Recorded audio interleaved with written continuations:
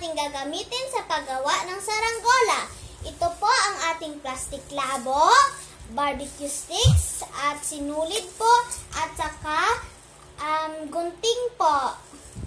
Simulan na natin!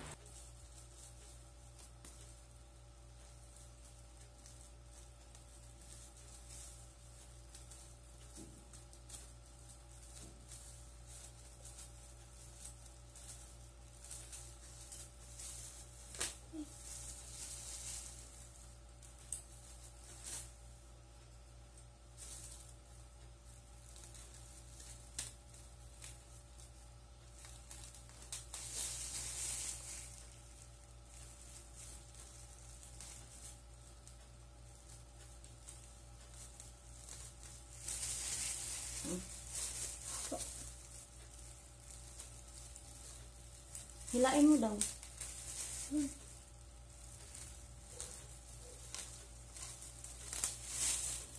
Ito na po siya. Okay na po.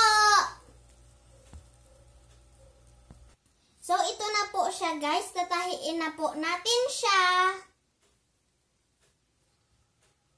Yung dulo po, saka yung dulo po dito ay tatahiin po natin siya.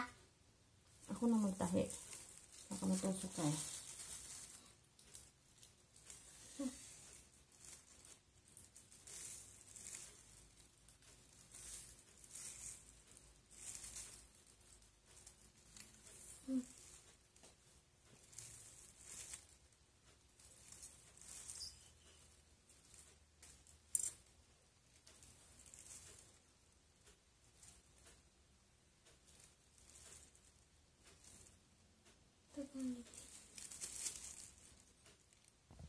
So, lalagyan po natin dito yan sa gilid, tapos dito po sa dalawang gilid po na naka-triangle po siya.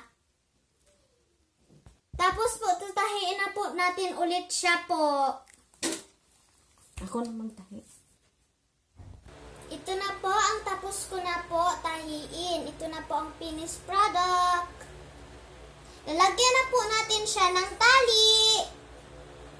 Ito na po siya, nalagyan ko na din po siya ng tali at hindi ko po alam kung lilipad po ba to sa labas.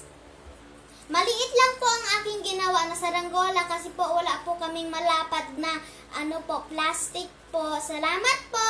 Bye-bye po.